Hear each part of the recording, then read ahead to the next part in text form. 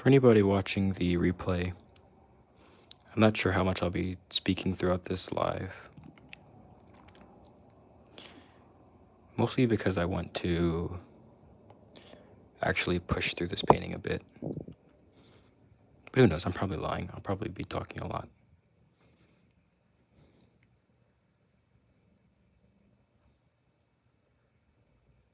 I have a horse model, a little horse head reference to kind of work from.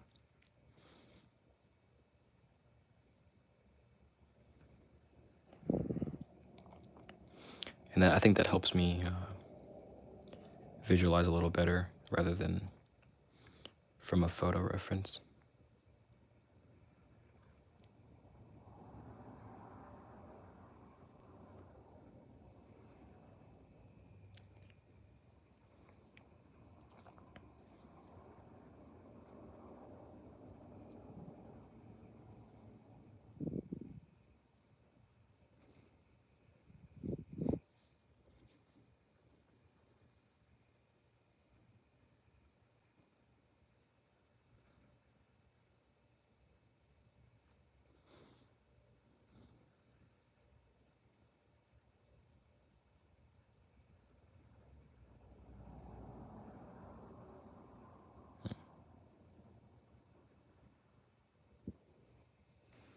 Not quite sure how to handle the mouth of the horse, but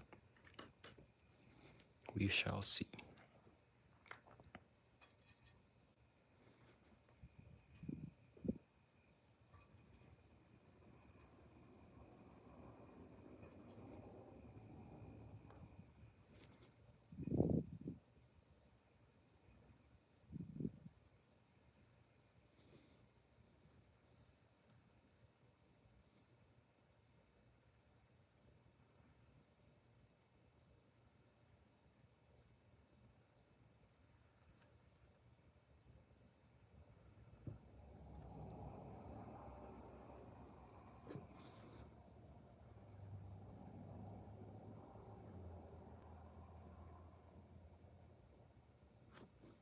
Okay, I think there's a chance I might end up altering the color of the the horse's nose.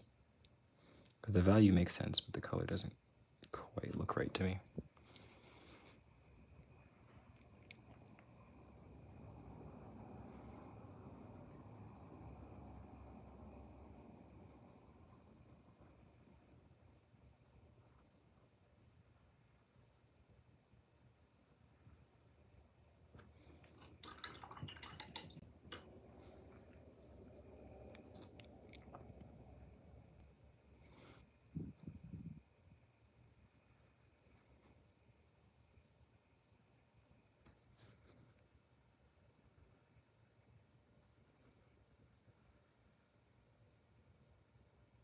Yeah, that's a good question. How are we going to handle the mouth?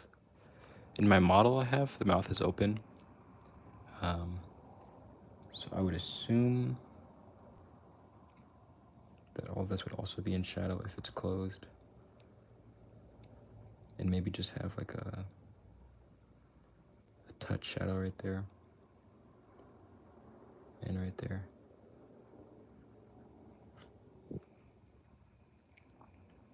That makes sense. I might zoom in so you guys can see a bit better. Hello. We're painting upside down too, or kind of weirdly oriented today. The hair is another thing that I don't quite know what I want to do with. I know I don't want to give him or give the horse that very long, swooping hairstyle some horses have. I think I want this one to be more like Mohawk-esque, like some horses get.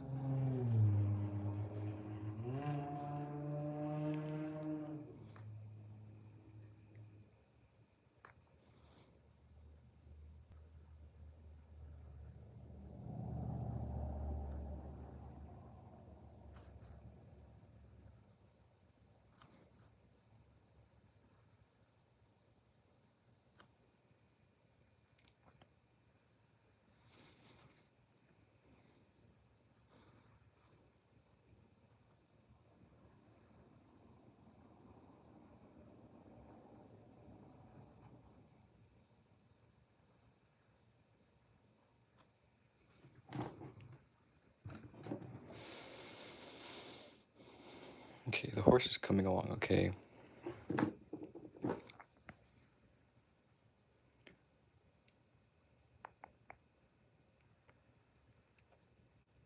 think I want to work a little bit with the grass now. So we'll put the horse head back on the horse.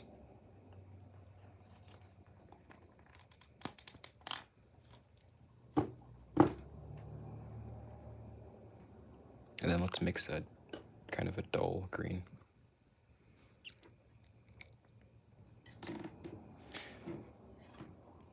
So I'm gonna get a really dull green regardless because I have an ultramarine blue and then I have burnt sienna, which is not a yellow, but it gives us a yellowish color or greenish color.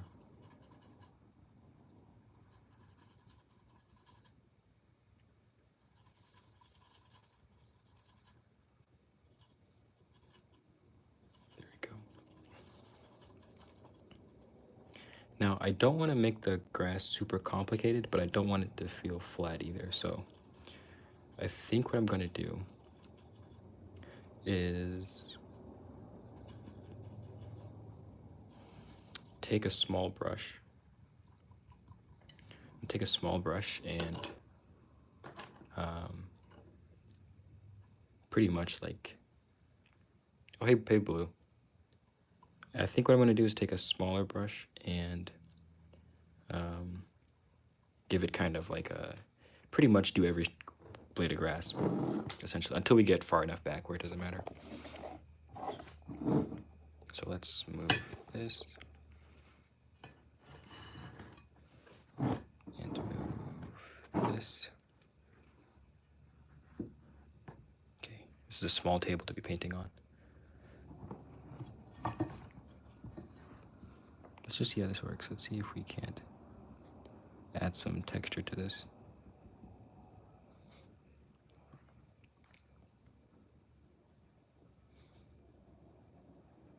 And I'm sure it'll probably take multiple layers to get anything reasonable. Blue, is my audio okay? I can't tell if I'm attached to Bluetooth or not. Sometimes I forget.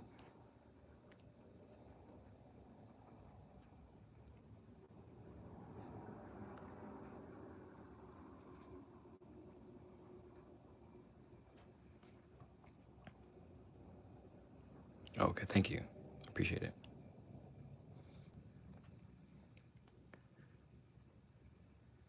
Thank you, thank you. So yeah, this is a painting that I've been wanting to work on more, but it's one of those paintings I don't really know what to do with it, like what the next step is always, so I kind of struggle. Because there is a reference, but it's like a reference I made, and nothing is super specific in the reference. Like the photo isn't, like one, it's a black and white photo. Two, a lot of things had to change with the poses and the horse and stuff. So that stuff is always changing. Let's see, how does that look? So yeah, this is a painting I've kind of put off for a bit.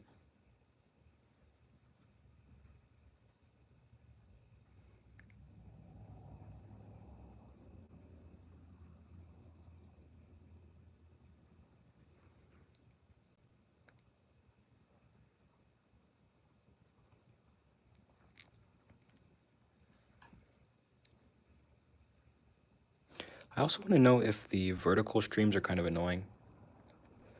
I used to really do only the horizontal streams, but then I started to realize that the vertical streams are what new people can see easiest. So like newer people come in. Sometimes that's a bad thing, but sometimes it's a good thing. I can't tell if it's annoying as a subscriber to see the vertical streams as opposed to the normal horizontal ones.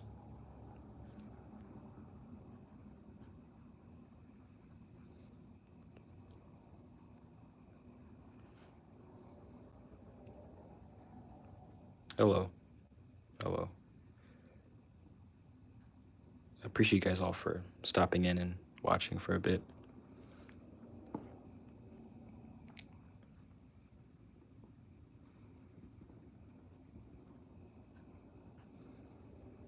Okay, I think once we start getting back here, I think we need less of the...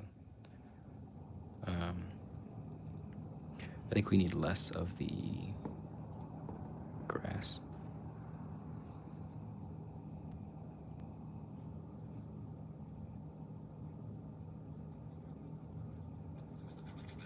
And then we'll just kind of do something like this for now.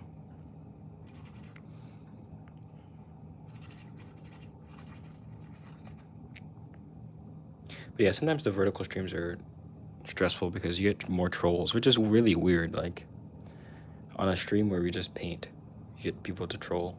It's so interesting. They're probably kids, but still.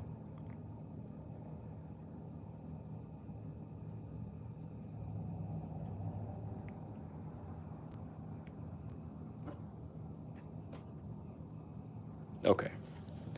Honestly, I asked because I'm kind of annoyed by the vertical streams, honestly. But they help the channel and they get like better watch hours. But I guess I shouldn't care about that too much.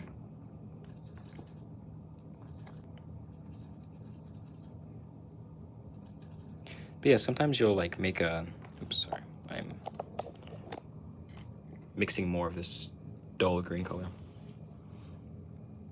Sometimes you'll stream and it'll be like an average stream with like a couple people that stop by.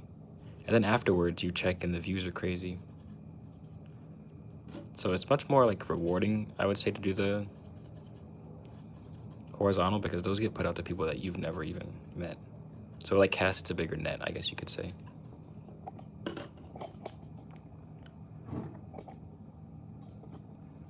Yeah, it casts a bigger net. Because with the horizontal ones, at least from my understanding, I think they only send to people that you're, or mostly to people that are already subscribed to you.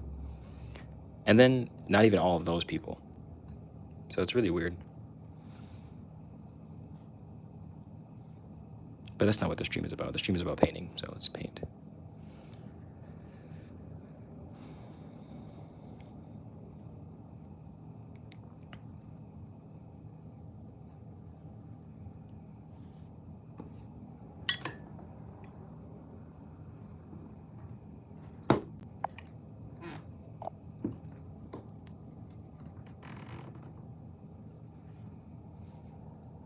I would say I'm probably like 3/4 of the way through this painting.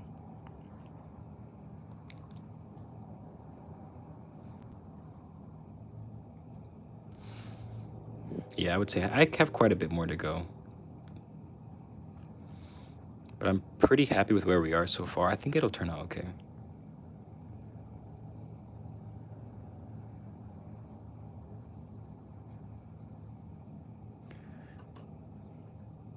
The only thing that makes me cringe on your lives is the violent images of brush abuse.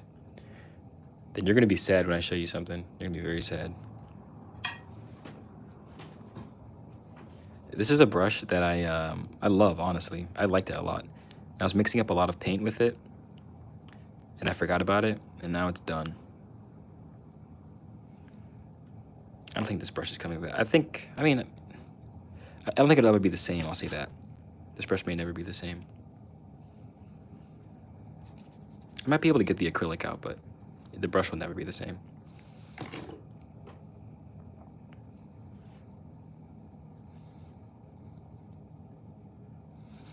But for the most part, I treat my brushes fairly and well, you know, and I use them correctly.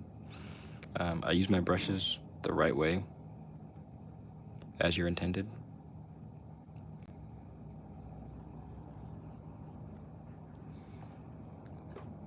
With the right grip, the right posture. I clean my brushes with brush cleaner all the time. Just kidding.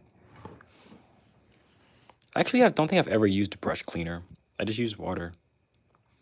And if I'm painting with oil, I use like the linseed oil that I already have.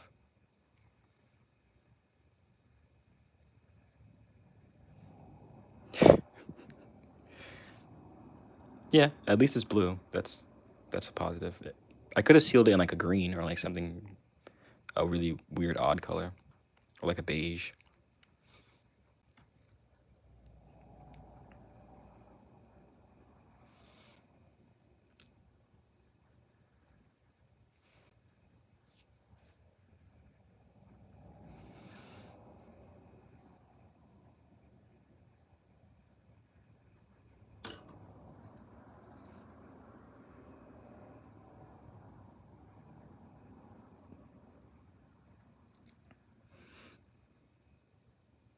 Okay, we're on the same page. I'm not a fan of green. I mean, sometimes I am, but like in this painting, I actually want to show you. This painting is, how do I do this? Okay, I'm gonna move this for a second.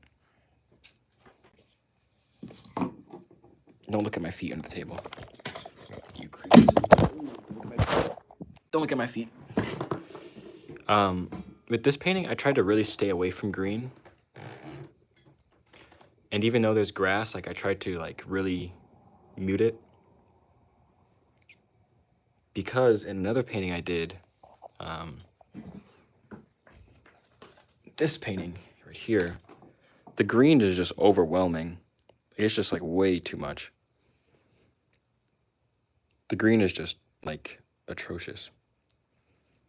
That's because I used a really strong yellow. And so it like, yeah, I much prefer like this kind of,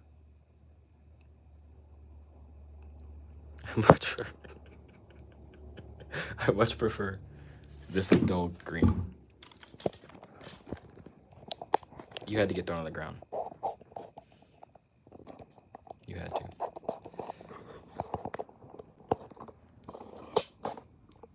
Okay, let's get back to painting.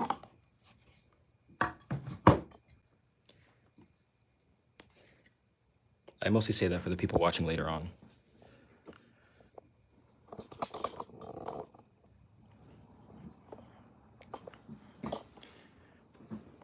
Okay, let's get back to it. Yeah, I would like to build also like a better setup where it's more like controlled and I don't have to like maneuver around and stuff. I know exactly where I'm painting.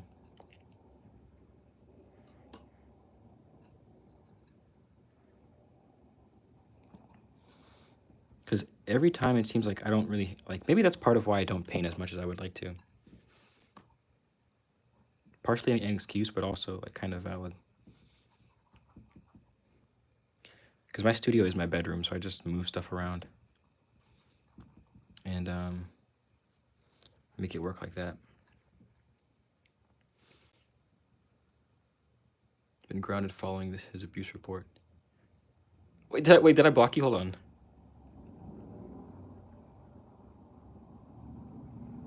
No, I don't think I blocked you. I think that was you. I don't think I blocked you. That might have happened though when the phone fell.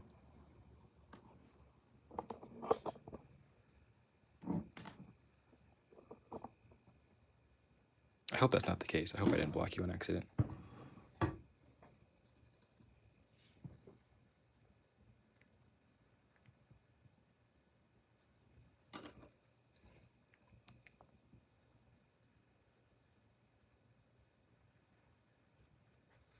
And I think I'll probably end up spending like the next however long layering up this blades of grass.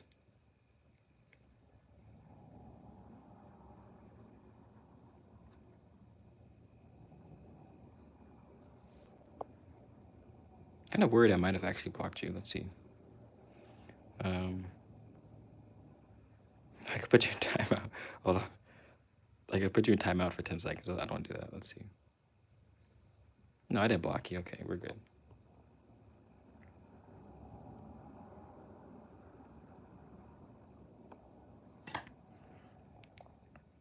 I don't even know how to block somebody right now.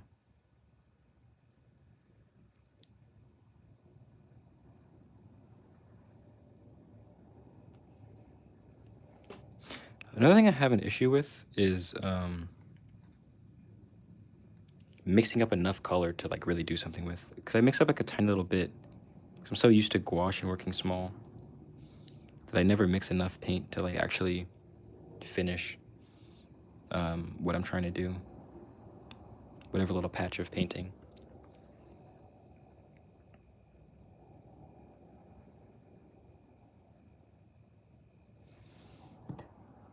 It probably does. It probably does, especially if you have like a normal job and you're not like a painter, or not like a painter by trade, and you have like other stuff to do, and your art stuff gets pushed aside. Like that's how I feel when I like my art stuff is all here in my room, but for the most part, like that stuff gets pushed aside, so that I can like work on my schoolwork and other stuff. Okay, let's mix up more green, but lighter green.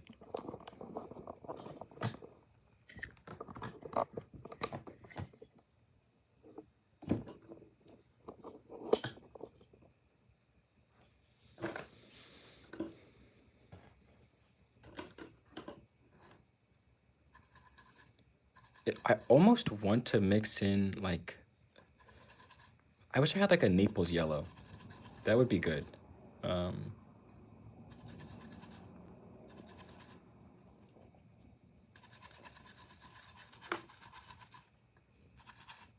I don't think I have Naples yellow. I think I might. No, everything I have is like a cadmium yellow, which is super yellow. And I have an Indian yellow, which is like a gamboge.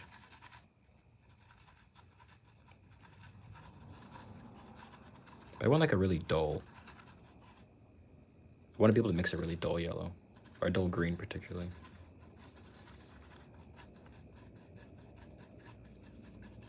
That looks more blue. Let's yellow it up.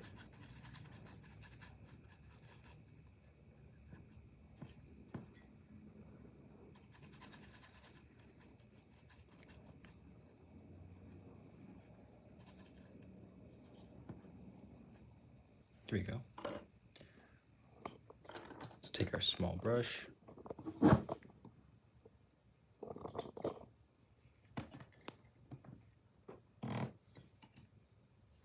Let's see if I made it close. Sure, that looks okay. That looks fine. Probably shouldn't be rushing so much with these, though there are like a million of these blades of grass to paint. Oh, also, I'm really excited because lately or recently, I bought The Artist's Guide to Sketching. I don't have it yet, but I ordered it. And I'm very excited to get the book and read it. Really, also, I'm excited. I asked for him to sign it, but I don't know if... I would imagine he would do that, but I don't know. We'll see.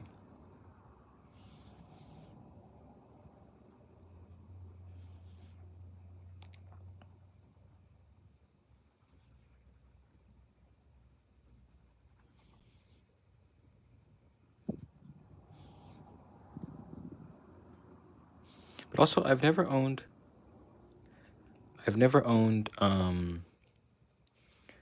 imaginative realism. I never owned that book, and I haven't owned, what's the other one he did? Color and Light. I never owned Color and Light either, so I'm really excited. Yeah, I ordered it from the James Gurney website, and it asked me if I wanted like a signature. Could you imagine saying no? No, I don't really want a signature. I don't really want the man to sign it. I just want the book. It'd be crazy.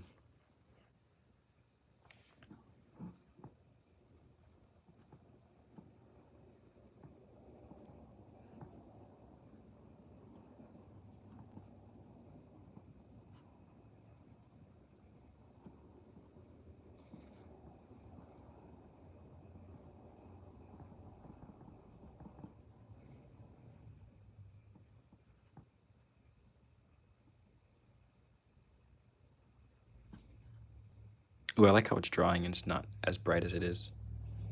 So we have a couple more layers to go up. in value.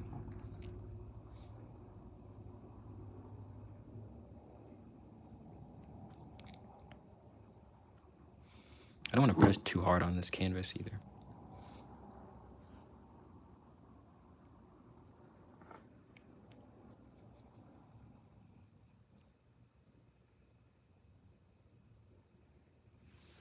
I own Color and Light, but sadly I had to order it in Europe, so no sign thingy for me. Oh, you can't order it straight from him? Maybe he doesn't ship. Maybe he doesn't ship internationally.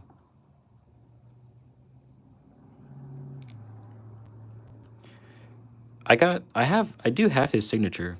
A long time ago. I think it might have been 2020. I think it was 2020. He was doing this thing where he was like selling these printed stickers he made, and he signed them. So that was cool. So I have that. Actually, I'm gonna grab it real quick. I'm gonna show you guys what I mean.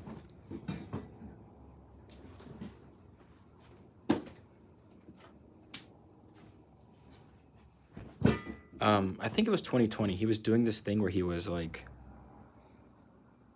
printing his signatures in paint, or printing like his studio logos in paint. It's dusty. It's really been a long time. Man, I wonder when was this? I don't have the date on it, but that's very cool. I have this in my room.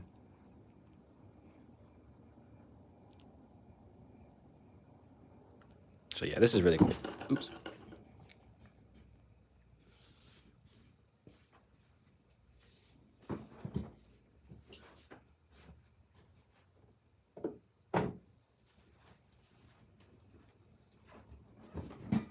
It's very fancy. It's very cool. And he actually, I don't know if this was an accident or what, but he sent me two. So I have one of them in an old sketchbook, and then one of them is, I framed it right there. Actually, we can tell how old it is based on that. Let's see. I'm gonna, hold on real quick.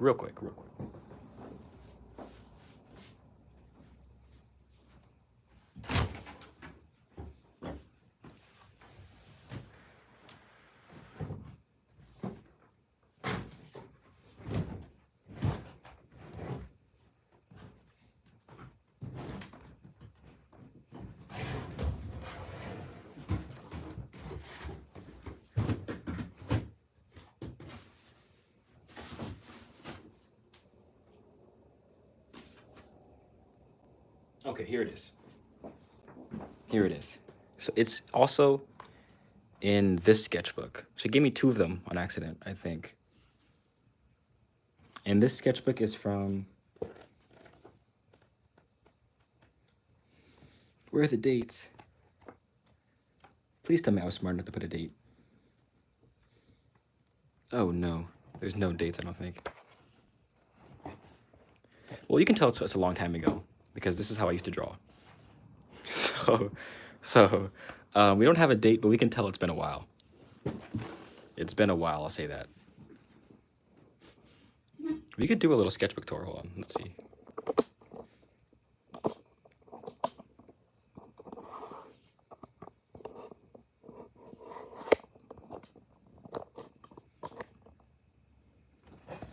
I just want to flip through it real quick, make sure my name's not anywhere.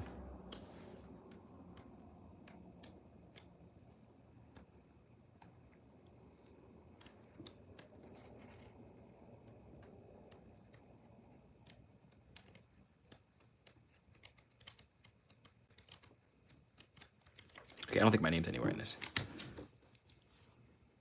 Yeah, literally. Literally. We're carbon dating this sketchbook based on how bad my drawings are. But this was also in my Kim Jong-il era, where I thought I could, based on how easy he made everything look, I thought I could just be Kim Jong-il and draw with ink and not think too hard. Oh my goodness. Oh my goodness, look at this. These are all my... It is, but it isn't. It is, but it isn't, if you know what I mean. Oh, snap, okay. This is when I was like first learning portraits. Oh my goodness, look at this.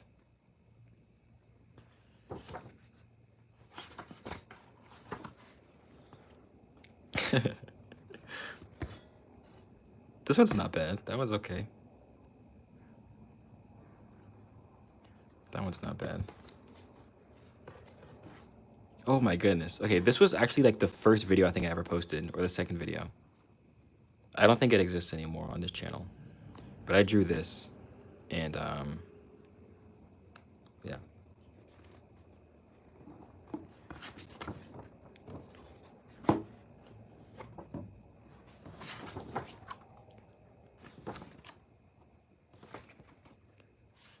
So James Gurney, trying to copy James Gurney.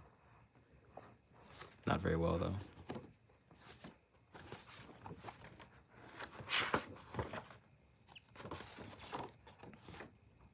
Yeah, this is crazy. These are like really, really old stuff. Really old stuff. I don't look at this very much.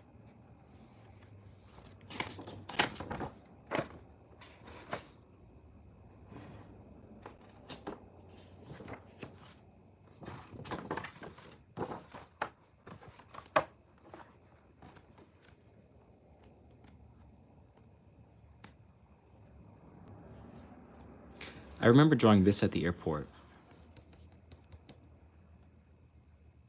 Yeah, it's crazy.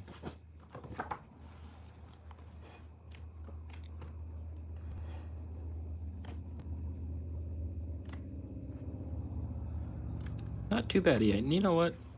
Some of the stuff isn't too bad.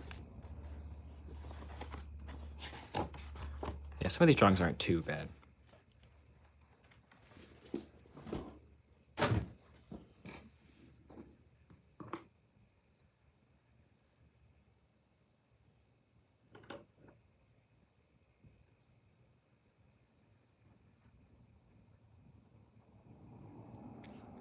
You're experimenting with a lot of different subjects and mediums. Yeah, I'd say so. I'd say that sketchbook in particular was like when I was first experimenting with portraits and like just being willing to be terrible. Because I guess I just like really didn't understand how faces worked. I didn't understand like what is underneath the face and like how you go about thinking about what's under the face.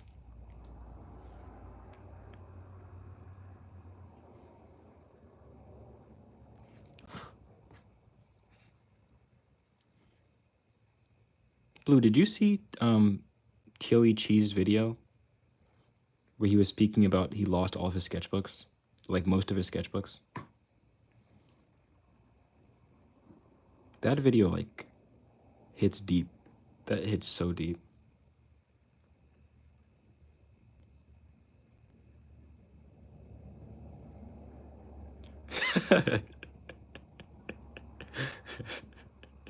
Okay. You creep. You creep. Just kidding.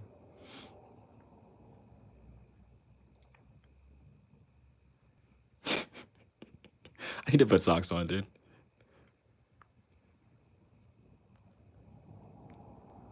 But I'm painting in the comfort of my own room, in my own home.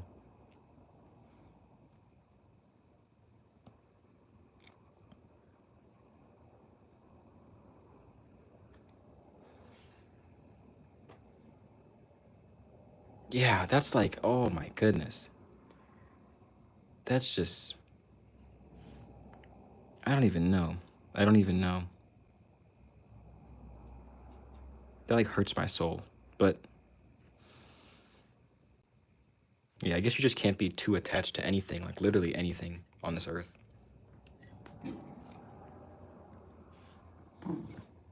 But that's really, in a way, I am sort of attached to my paintings and stuff.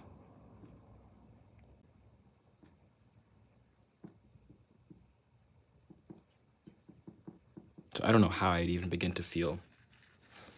Especially if it's like someone that you like love did it to you, so it's like you can't really be mad at them. It was an accident too, so it's not like. But yeah, I really hope he's. I'm sure he's okay because he can. Like he's a very. Like he has a lot of work, Like he's a very prolific sketcher, so I'm sure in another like couple months he'll be stacked with sketchbooks again or whatever. But it's like your memories are there.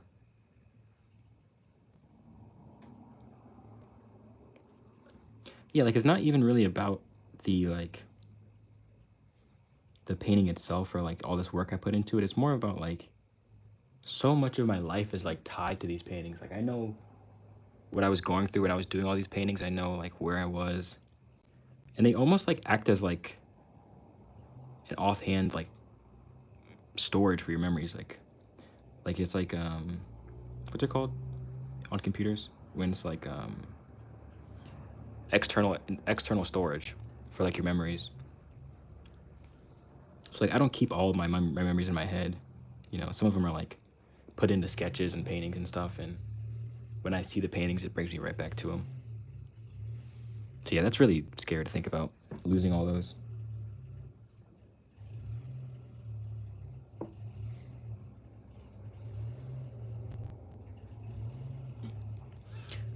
A professional animator, amazing artist, and he threw away boxes of full sketchbook because he had no space for it.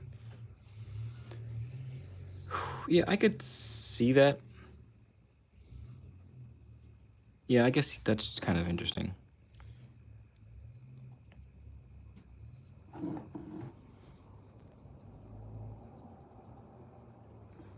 Yeah, I don't mind my stuff being thrown away once I die. That's okay. I expect that. But like while I'm alive and like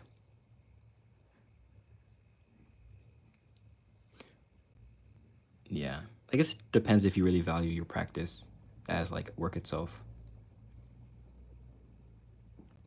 Because maybe to them it was just like it literally was just practice. It doesn't matter. Like that's like saving your homework.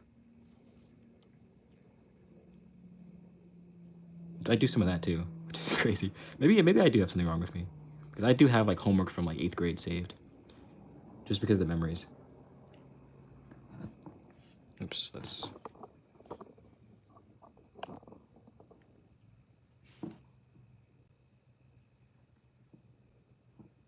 But yeah, if you see your like sketches and stuff as um, art itself too, then that's kind of hard to let go of it.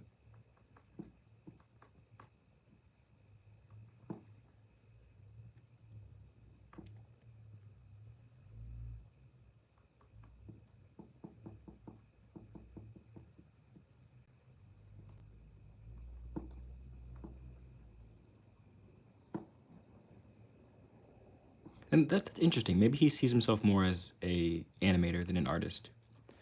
They're kind of one and the same for me, but I could see how you could like detach the skill set from an accumulated body of work.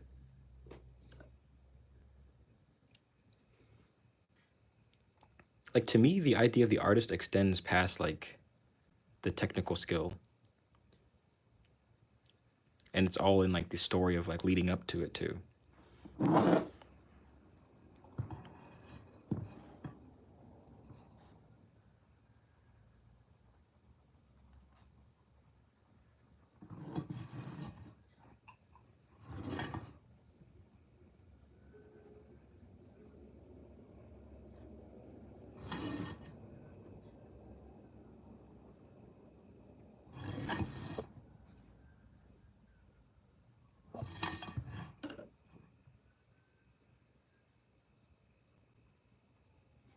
Mixing more blue into this.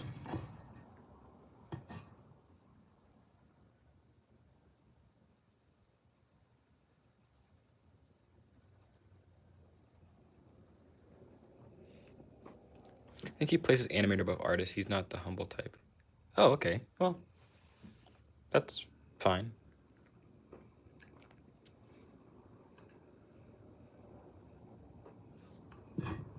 I think in my mind, um,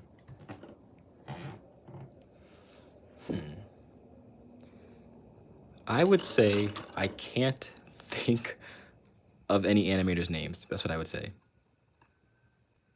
But maybe you don't have to know their names. Maybe you just have to know their work. Maybe that's what's important.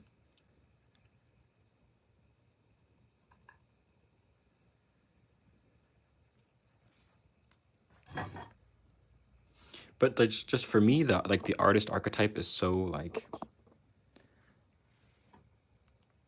very unique, and I think that's something I kind of like.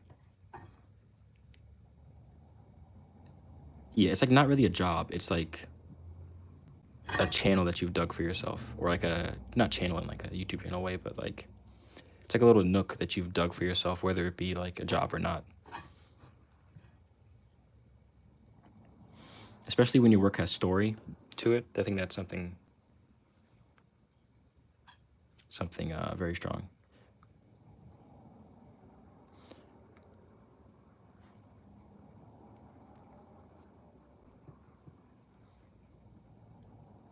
But if my goal was to get a job, I probably would. If my goal was to get a job in art, I probably would focus more on like homework type stuff.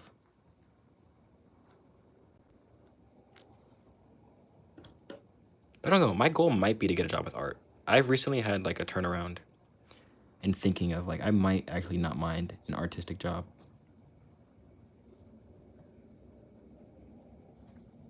One in particular, but we'll see. It's less of a job and more of like a gig, I guess.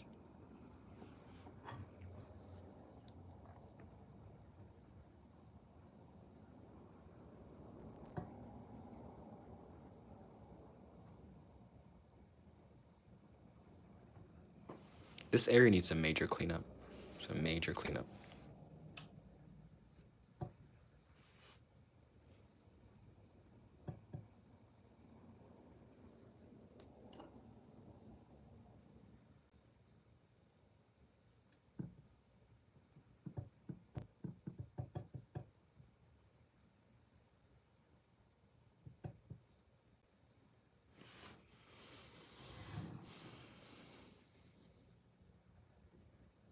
This whole left side or right side really needs major cleanup.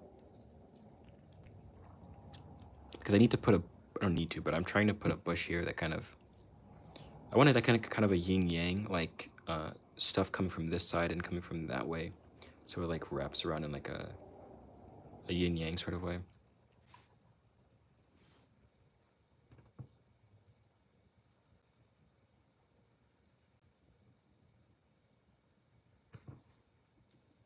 So maybe some of that will be covered up, but who knows?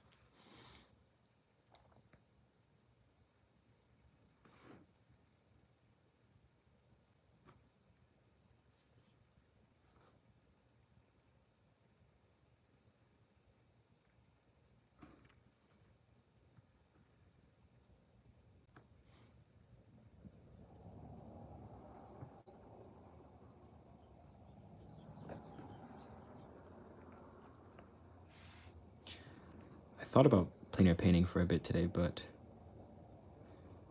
I really want to get this painting done. I also already have a couple plein air videos like stacked up that I haven't edited or gotten ready to post.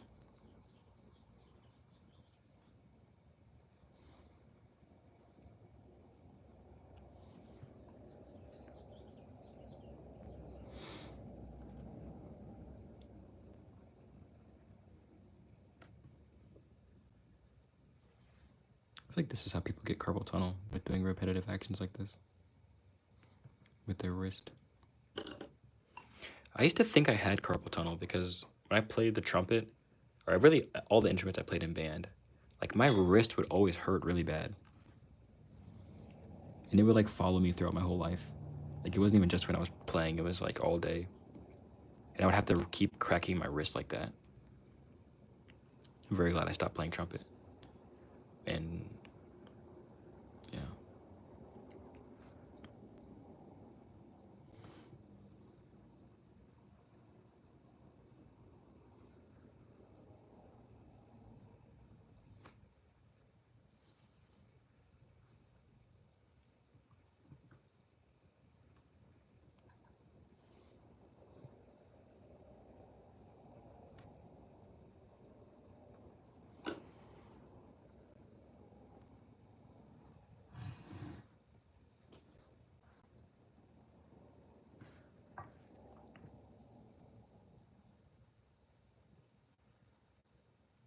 Okay, I also have an idea to somehow work a touch of red into this painting. And there's a couple ways I'm thinking about doing it. But I guess we'll see which one prevails. One of them was I was thinking about giving her like a blood spot around her hands and like this area, like a red center of the painting. Another thing I was thinking about is putting like a red hand or like a bloody hand right here in the middle. But I think that's a later issue to deal with. I don't really know even what I really want out of that. I don't know what the story would be behind that quite yet. But I am thinking about doing something like that. Just to, I feel like red, I feel like it needs red somewhere in this painting.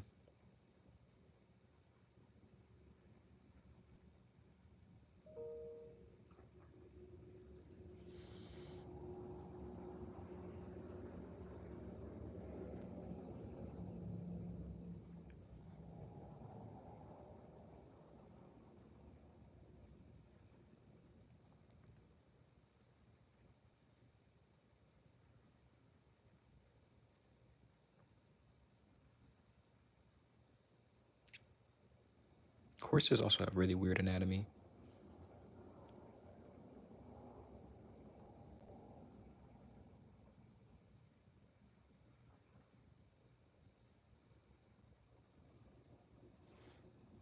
Thanks, Adonis. Appreciate it. We were just talking. I was just saying that I'm trying to think of a way to put in red into this painting because I feel like a big spark of red right here would be really nice. Thank you. That's literally exactly what we're going for. That's exactly what we're going for in her face. And I only have so much to work with in her face because I don't actually have a super solid reference where I get every detail. I kind of just have the shadow values and the shapes. So yeah, I'm trying to do the most with that. I think a lot of the eyebrow shape helps with the sadness and all that kind of stuff. And just overall mood of her face. If you want to see what this looks like hung up, let's see. Let's see what this looks like.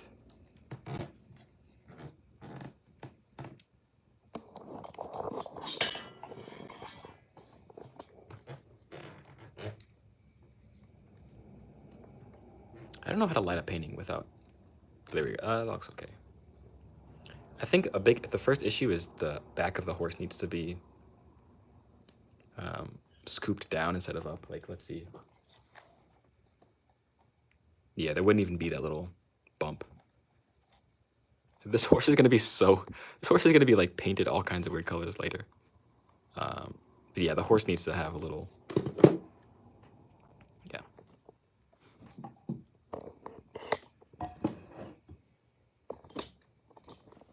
Thanks, Adonis. The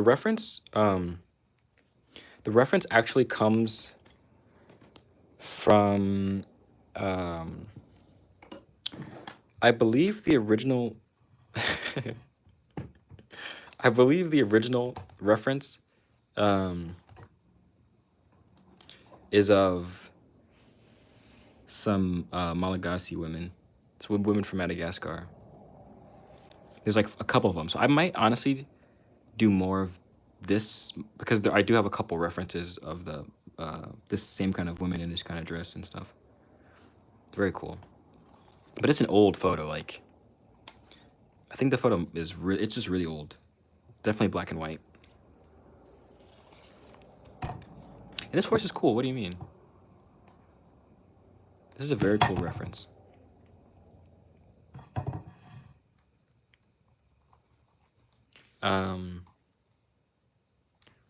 Sakala. I don't even know what that means. I'm not sure.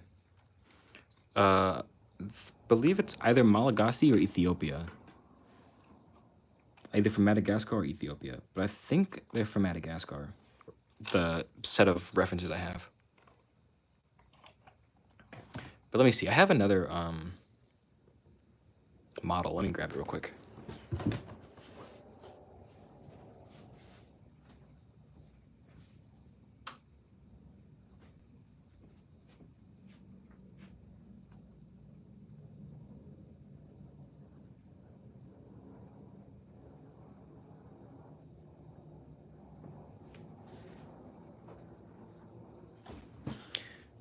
Oh, really? Okay. I don't actually know. I don't actually. Well, she had a different hairstyle. Okay, she had a different hairstyle, but I liked the sort of. Actually, we could pull up the reference right now. Um, I don't think she had the Bantu knots, but I like the Bantu knots because it just screams like not tribal, but like very. I don't know.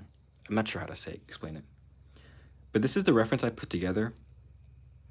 I really like crumbled a bunch of different photos together and cut her out and chopped this and moved this and took a different horse and did all kinds of crazy stuff. And even then, I still have to change a lot for that. But this was what I have for the face. Nothing particularly. Like, I don't have a lot to work with. But I think she gave me enough, especially with the eyebrows and this triangle in the middle of the face. This sort of like pointed up arrow of darkness. That kind of helps with the yeah, very cool. Really? Let me look that up. I've never heard that. Um I know the Malagasy people are kind of a like some of them are from Indonesia, right? I believe some of them are from Indonesia, and then some of them are of African descent, so it kind of like blends like a couple different ways. Saka, how do I spell it? Let's see. Sakalave.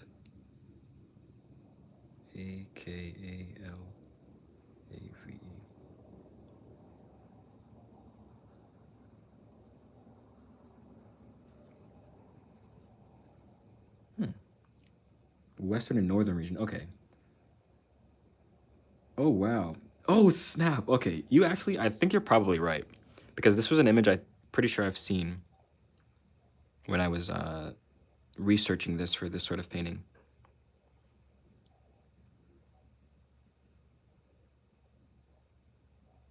It's really cool.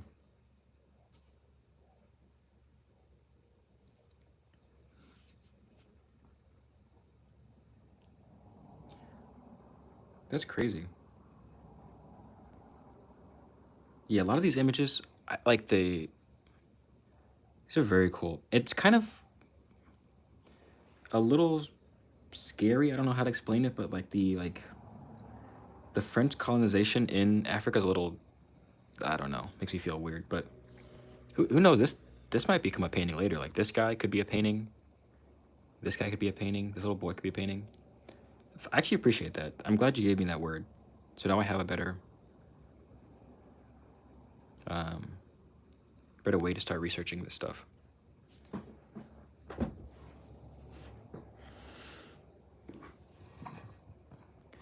But at this point in the painting, we're so far from the reference, like, not even really looking at the reference. I'm just kind of painting based on what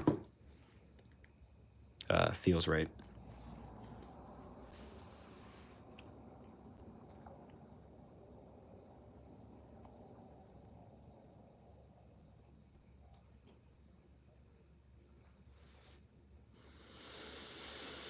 Okay, now I'm kind of struggling with what we're supposed to do now. Yeah, I've seen Aborigines. They have very strong features, for sure.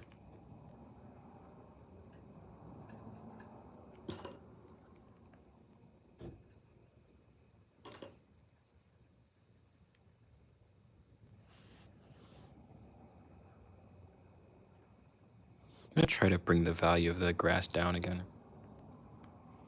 I actually have a cool. If you give me a second, I want to grab this coin I have that has an Aborigine man on it.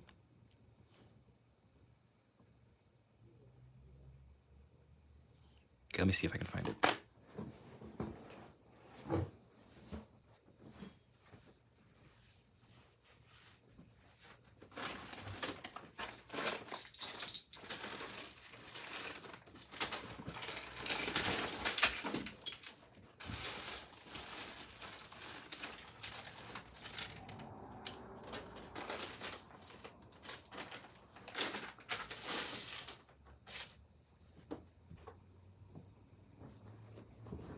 here it is. Here it is.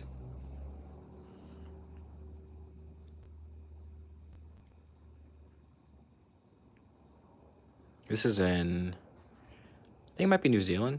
I'm not sure if it's New Zealand or Australia. Let's see. Oh, it's Australia. You guys can give me actually 1 second. I'll be back.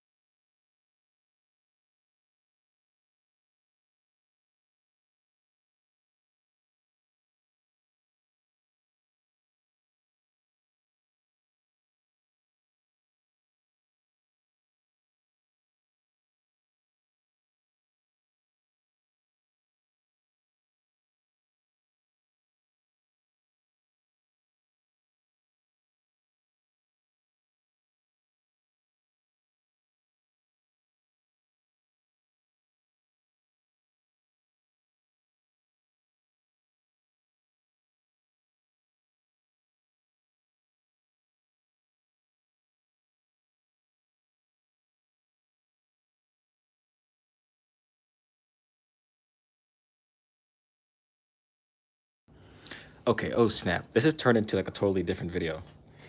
I just got this thing I bought. Let's see. Let's see. I'm really into foreign currency. This is so unrelated to painting. Okay.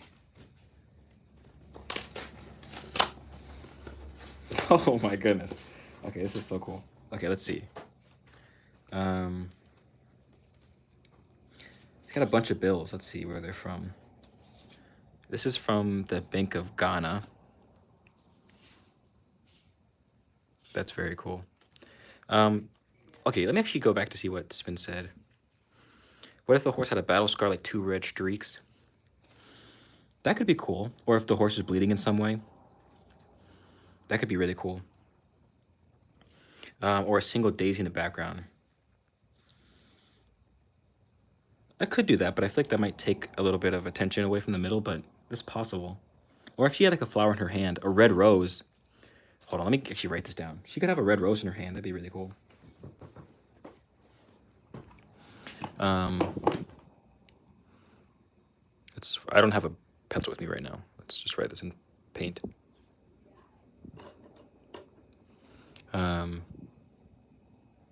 Red rose in hand.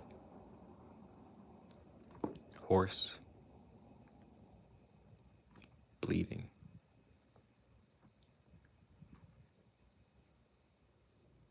Okay, horse bleeding. Top the artist of all time, or top the artist as of right now. I have to think about that one. Let's go through some of these dollars while I'm thinking about top the artist of all time. So this is 2,000 cedis from Ghana. This is from Reserve Bank of Malawi, 10 kwacha. That's very cool. Look at that. I'm very inspired by dollar bill art, or just like currency art.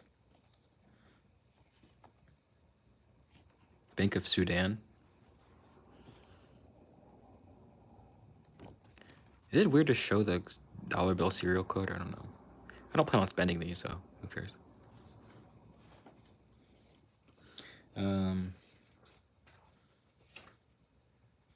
Mozambique.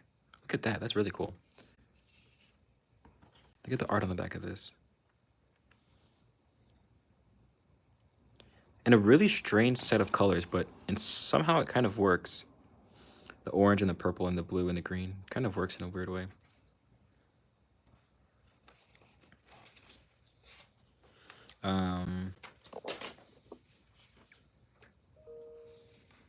Mozambique. Zaire. That's really cool. Look at that.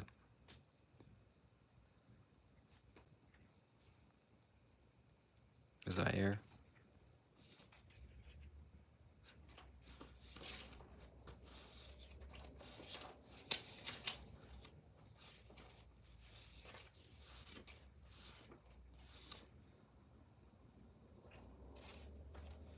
Yeah, I like engraving.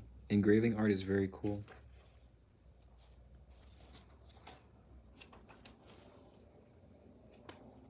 This is another really cool color scheme. This one almost looks Chinese in the color scheme. I don't know why, but something has like a Chinese feel to it. Burundi. Not long. I have not been collecting very long. Oh, this is one of the ones I actually was excited for. Not very long. I've been collecting for like bills really shortly, coins a little bit longer.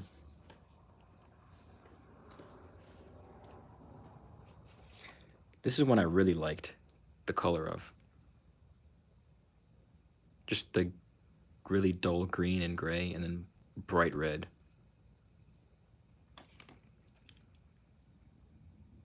Yeah, Bank of Zambia. I don't know much about the history of Zambia, but the color scheme is really like these color schemes are crazy. I don't know who is choosing these. I don't know who is like deciding these color schemes, but they're awesome. Okay. Off topic, but oh, this is on topic. This is on topic. This is off topic. What is your favorite brush to use when doing landscape paintings? Usually when I go outside, I use like one brush. Like I used to really be bigger on using multiple brushes. As of late, I've been using like one kind of brush. And typically it's like, let's see if I can find one. Typically it's a brush that's sort of like, no, let's see, no. I'm gonna go grab one. Let's see if I can find one.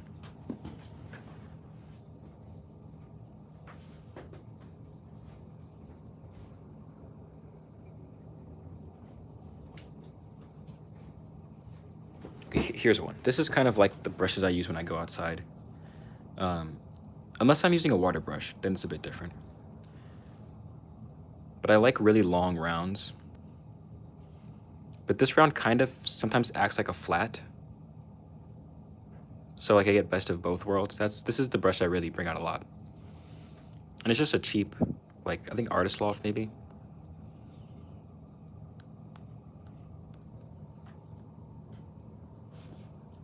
Yeah, I'm not very like highfalutin when it comes to my brushes. I like this one.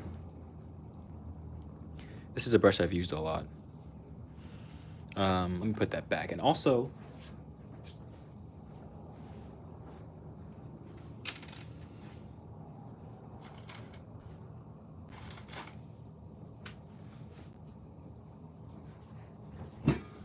if I have it on me, which sometimes I've been forgetting them lately, I'll use a brush like this or a brush like this, the water brushes. If you mean like plein air painting, I bring that kind of stuff out. But yeah, I don't really bring like a big flat like I used to. I don't really bring a brush like this out. Yeah, I usually just stick to like one kind of like longer round brush that can also be a flat.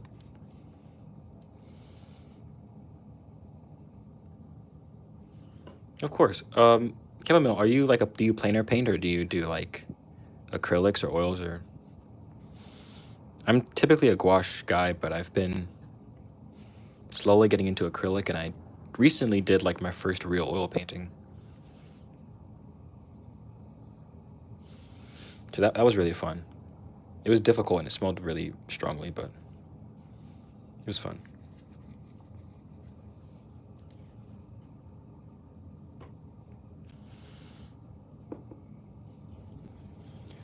Let's see. Darken this value up. Hello, Donna. Are you from Peru or Donna Donna? Are you from Peru? That's pretty cool.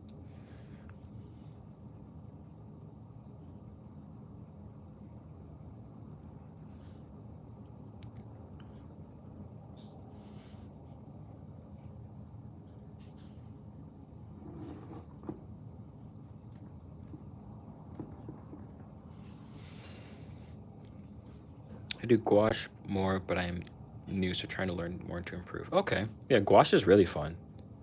Gouache is really fun. That's what I learned how to paint with. So I kind of have stuck to it.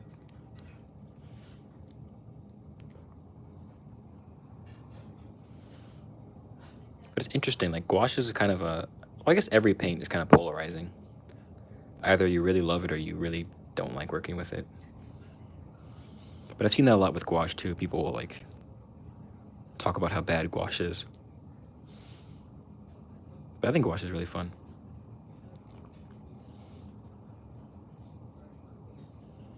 And it's never about the supply. It's always about your skill or your will to paint.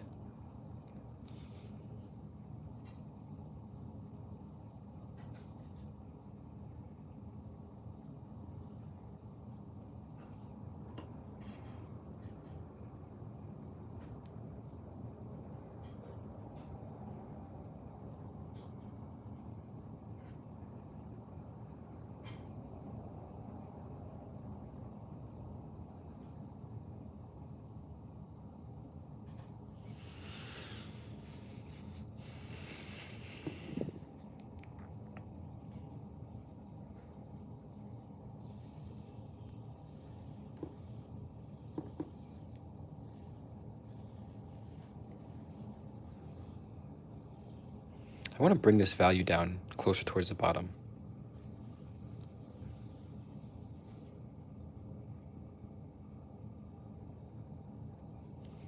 I'm going to bring this value down as we get closer towards us. It's not about the supply, but remember to be nice to your brushes. No, abuse your brushes. Treat your brushes like they're nothing, dude. It's kind of my motto. Your brushes are to be used.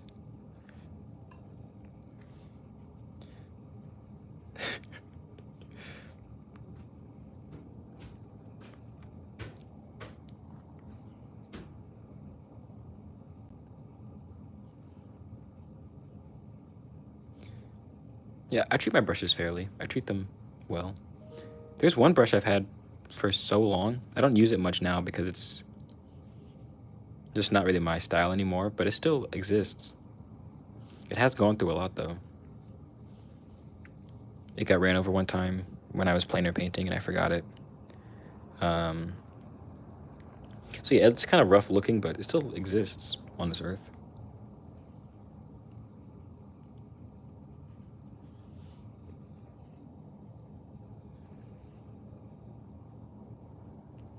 But gouache brushes as well, like you don't really need anything special for gouache. You can kind of just use watercolor brushes or like acrylic brushes or whatever.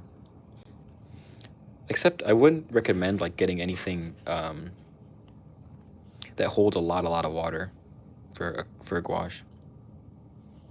Because some of those watercolor brushes really hold like a lot of water. And so it makes it kind of hard to move any paint around without water.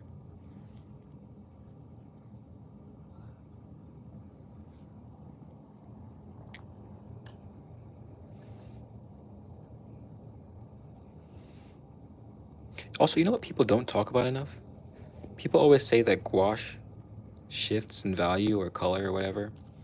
Acrylic, I think acrylic does that much worse. I think acrylic shifts in value much worse than gouache has for me.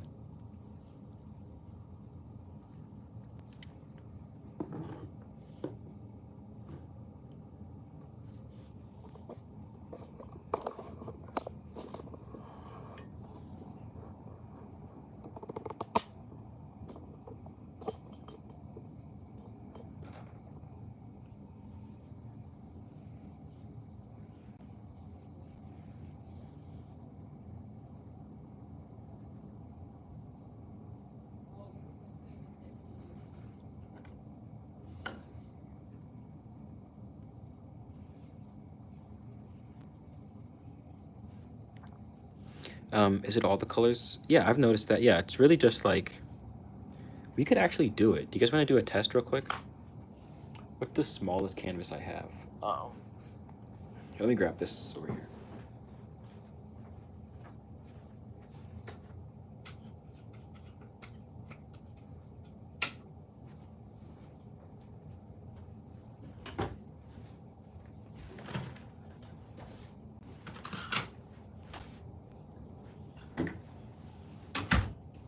Let's do a small test. Let's do a small test. So I have this piece of wood that's canvassed, or not canvassed, it's gessoed. And I'm gonna mix up two colors that look similar, right? I'm gonna mix up two blues.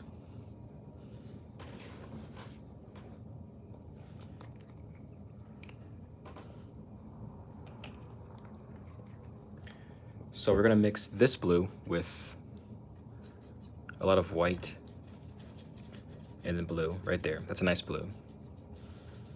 And then we're gonna mix up the same blue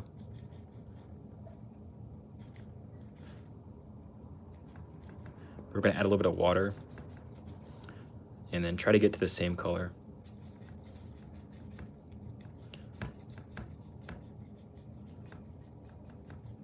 Actually, you could mix back in here so they're a closer color. So these look like pretty similar colors, right? Let's see if it kind of shifts a little bit. So this is color with a lot of water in it. It really hurts a lot when it's like really light colors. So this might not be too bad, but we'll see.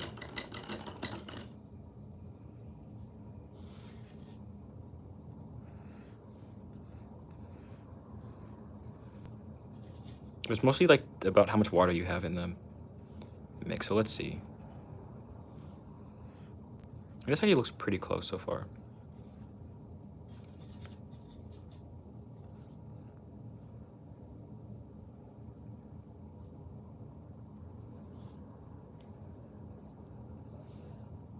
All right, but let's just see how those turn out. Let's see. I'll leave those off to the side while I work.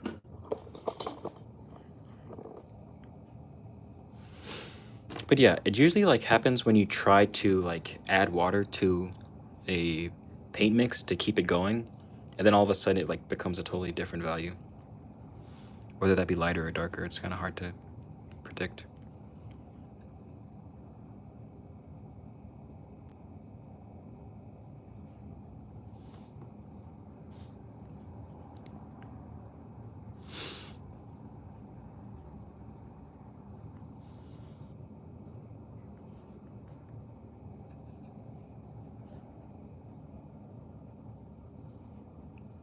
I saw a painting up close the other day. I was at the museum I didn't get to go around too much, but I did see like a painting, and some of the grass brushstrokes were literally just like, it was a much bigger painting than this, of course, but some of the grass was literally just like just like a literal stroke, a brushstroke. I don't know what I expected it to be, but it's cool seeing that someone could just do that. Yes, let's just embrace the blue. Literally the best color to paint with.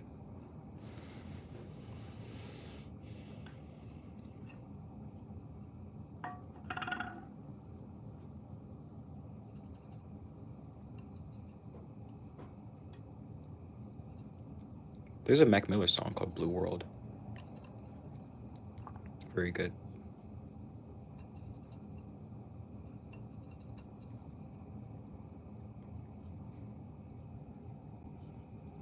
Oh, I forgot. Yeah, I forgot. I think Adonis left.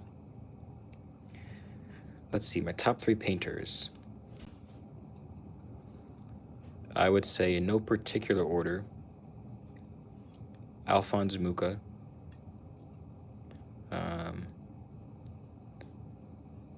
Joaquin Sorolla. And this is hard. This is really difficult. Really difficult. Top 3 is crazy. Well, I'm saying my favorite 3. I don't necessarily say these are the best 3 painters. And then maybe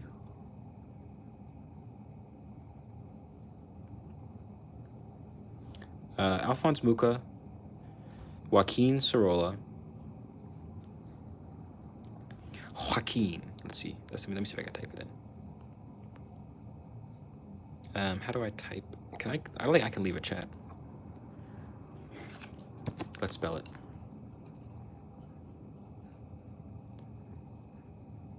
Also, excuse my nails and my paint. fingers.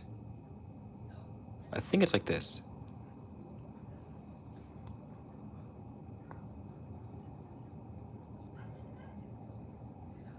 Joaquin. I think his name is Joaquin. Unless if I am wrong, I'm gonna look so stupid.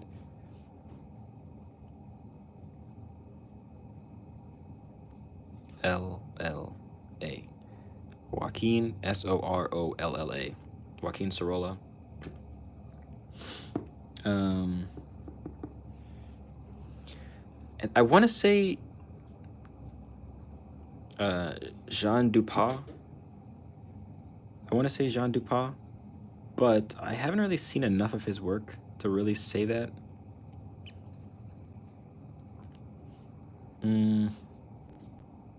Oh, maybe Frederick Leighton. I say those are probably my top three. Frederick Leighton, Joaquin Sorolla, and Alphonse Mucha. Those are probably my top three. At the moment, you know.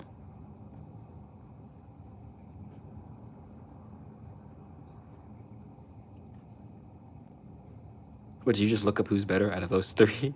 Did you look up who's the best? And it gave you Sorolla?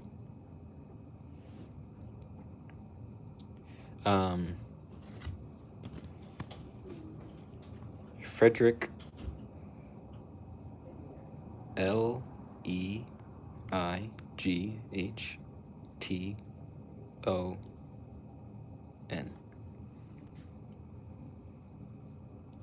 Frederick Leighton.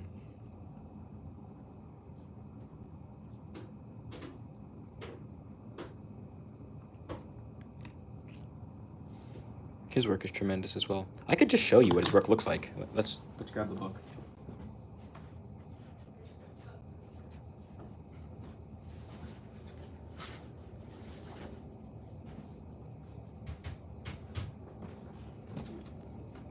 Okay.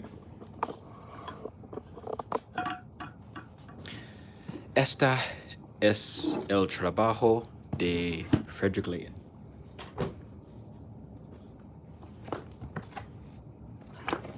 This is the work of Frederick Leighton. And I also love to do this thing. I love it and I hate it at the same time. To do a comparison. So this painting was done in 1859. So that means he was 29 years old. Therefore, in seven years, I need to get to this level. That's basically what that means. This was done in 1853. Oh, wait, no, I think that means he was 39. I don't know what, I think he was born in 20. I'm not sure. But Frederick Leighton has tremendous, I mean, nothing particularly like speaks to me about the storytelling in his art because it's just a different era. But I would say his technical skill and his compositional skill is out of this world. This one is beautiful too. This is a self-portrait.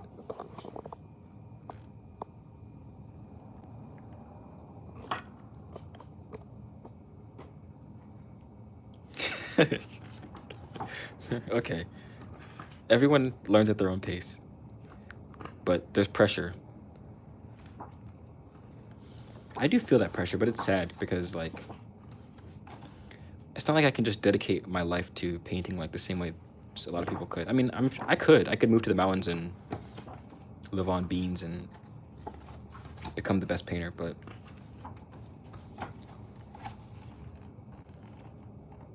I need to find one of my favorites is at the back of the book. That's my favorite. Let's see. Okay, let me show you.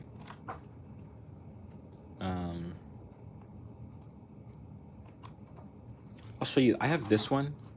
I have a canvas or like a print of this painting in my room. It's very large. It's like probably a 4-foot tall painting. I have a print of this in my room. And then this is my favorite, I think, of one of his works, I believe.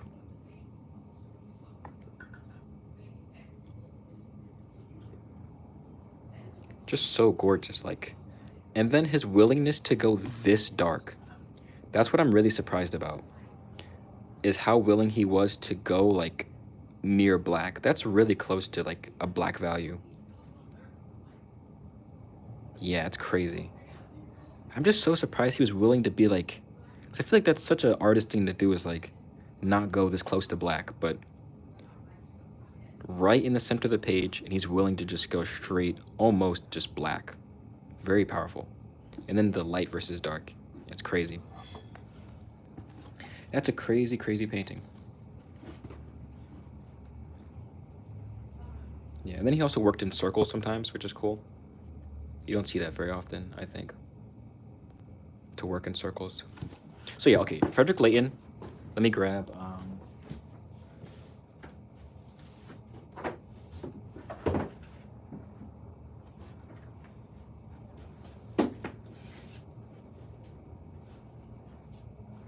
And then I don't have a book of Alphonse Mucha's paintings, but I have a book of his drawings.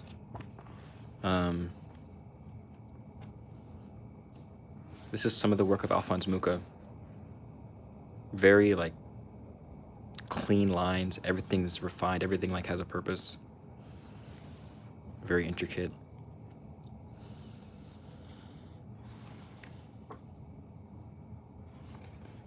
Yeah, he was like a part of that French Nouveau era. I'm not sure if he created Art Nouveau. I don't really know how all of that works, the history of it, but yeah, Alphonse Mucha is tremendous. And his paintings are even better. Like his illustration stuff is cool, but like his paintings are even crazier. And then lastly, we have a little bit of Joaquin Sorola's work is in this book. But this is mostly about like his philosophy of life more than it is about his actual paintings themselves. But I think there's some of them in here. Let's see.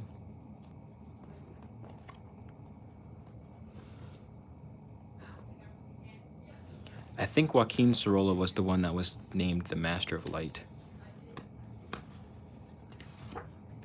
You just see the way he like manipulates light, and it's just beautiful.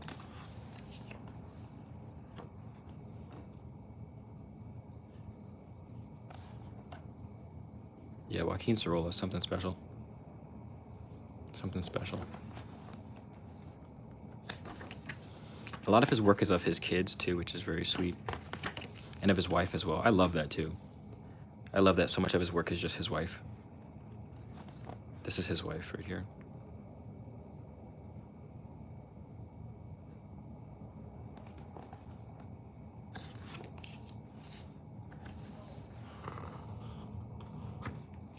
Yeah. But this book is actually called How to Change Your Life with Sorolla. And yeah. It just talks about his philosophy of like love and family and work and art and all that kind of stuff. Very cool. I literally was going through this book, trying to learn Spanish, going through it. En cuanto el gobernador civil de Valencia, don Cirilo Amoros, recibió el telegrama real.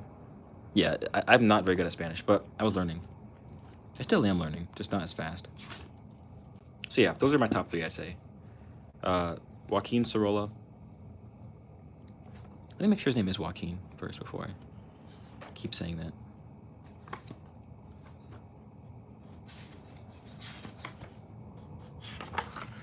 I think his name is Sorolla, is Joaquin, but I don't want to keep saying that. And it's like John Sorolla. That'd be crazy. Okay, I'm just gonna assume it's Joaquin. Let's just assume. Alphonse Mucha, and then Frederick Leighton. Very good. All three different styles, but very cool nonetheless.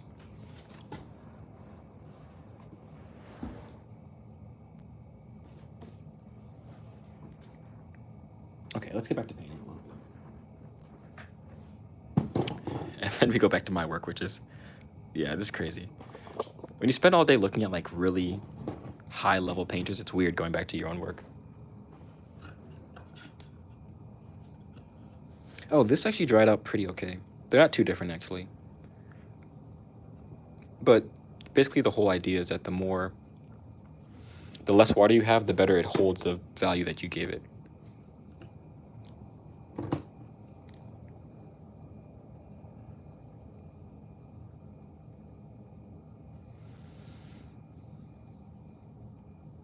But yeah, I think every artist is different with the way they work with water or not, or if they use mediums or something like that. I've never really been like a medium kind of person, like using slow dry or fast dry or like clear matte mediums or something like that. I just use water and try to use it sparingly so I don't load the brush.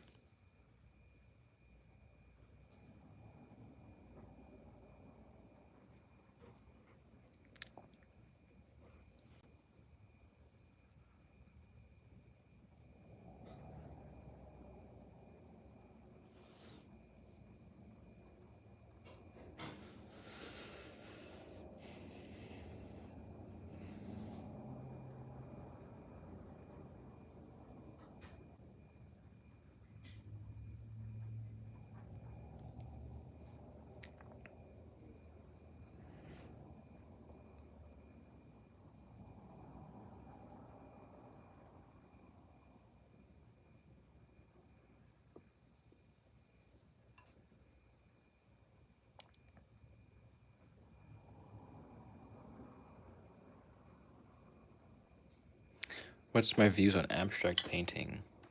I'm a fan. Well, I wouldn't say I'm a fan, but I would say I see where it fits into everything. I see where it fits in, and I really can't knock anyone for trying it or knock anyone for being an abstract artist. But I do think there's a lot of people who come into it with a non-artistic heart and come into it wanting to make money just doing. But that's a different game, I guess. Like one aspect of it that I see a lot is acrylic pour, right? Like where people just take acrylic paint and they pour it on a thing and they just let the paint move, or they like liquid acrylic. That's one like facet that I see very often is acrylic pour, and I personally have no issue with it. I think it should be seen a bit differently. It's more of a craft, in my opinion, than in a fine art. But I could be convinced the other way, I guess.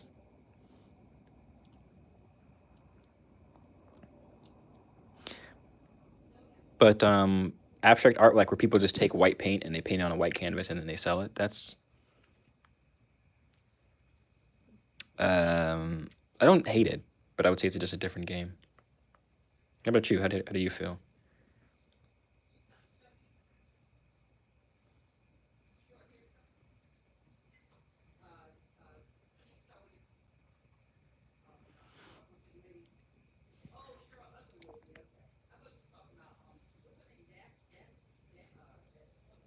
Okay, let's get to the fun part. We can put in blue shadows.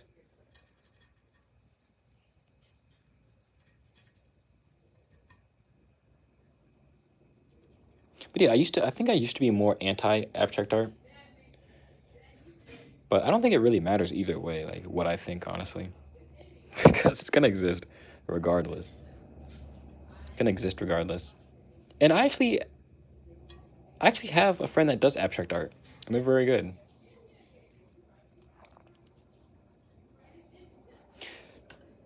But their art is a little more than just like an acrylic pour. It's a little more like a experience than it is like purely for aesthetic.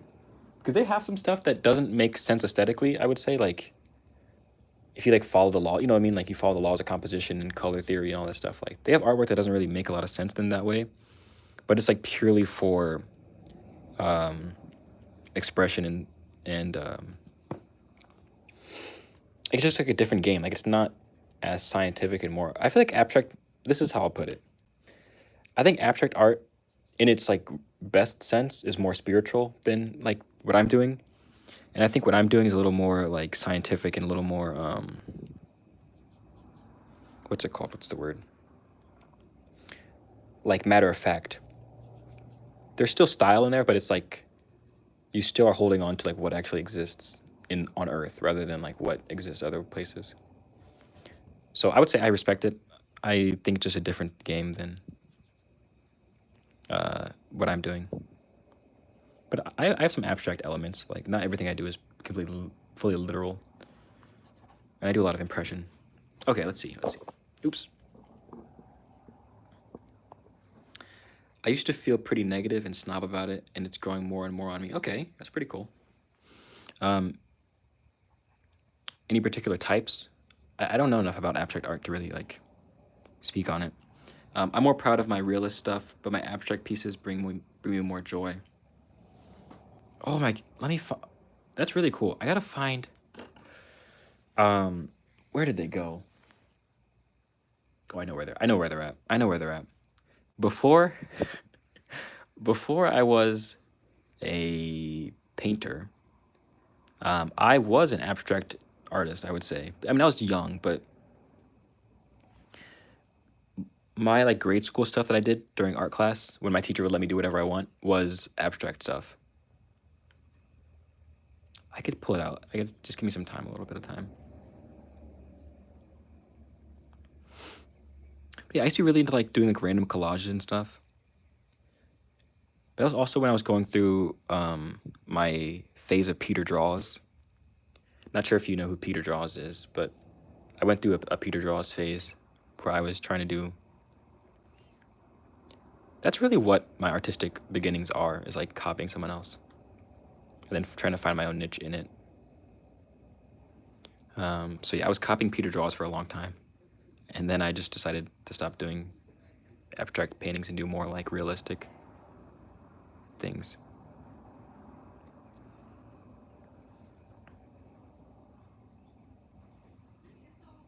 I'm actually gonna grab my, let me see if I can grab my abstracts.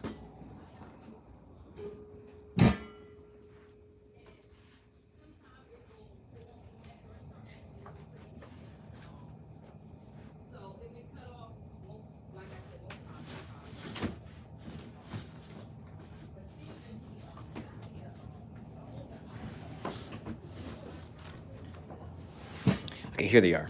Here they are. Oh no, this is not. Is this it? No, this isn't it. Oh yeah, this is. Okay. I'm only gonna show a couple of these. This is one drawing I did a long time ago. Like this might be 5th, 6th grade.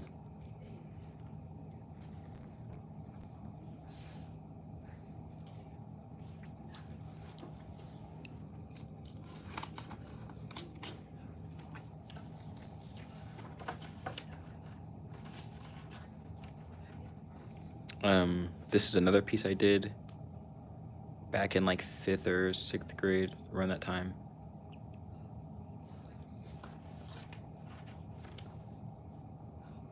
Here's another one.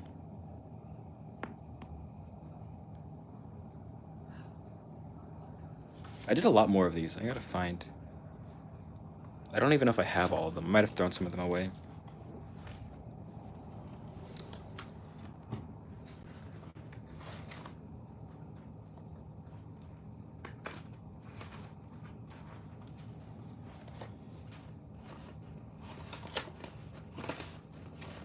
But yeah, I was like a kind of an abstract. Oh, here's another one. Oh, here's. Oh, I have a lot more. Okay. Okay, this is the last one I'll show you guys.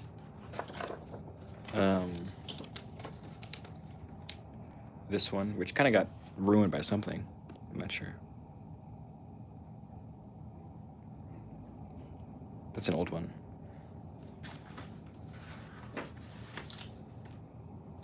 But I wouldn't really say I'm proud or not proud of those. Like, they just kind of are what they are. Not sure.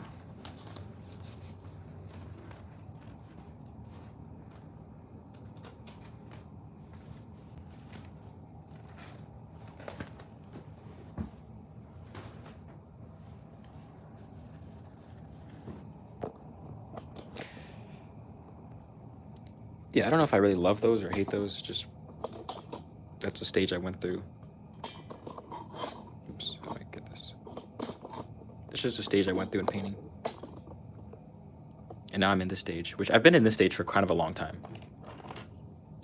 to be fair.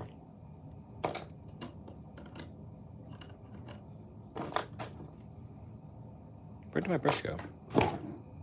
Oh, there it is.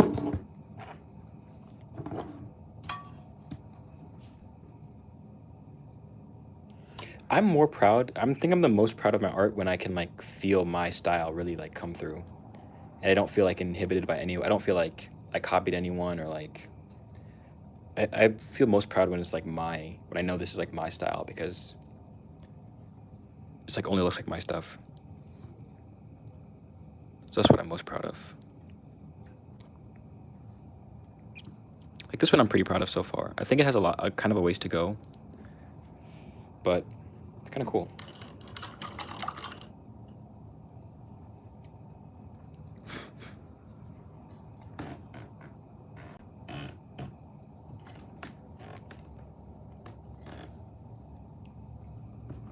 I actually think I'm gonna call it a stream for now.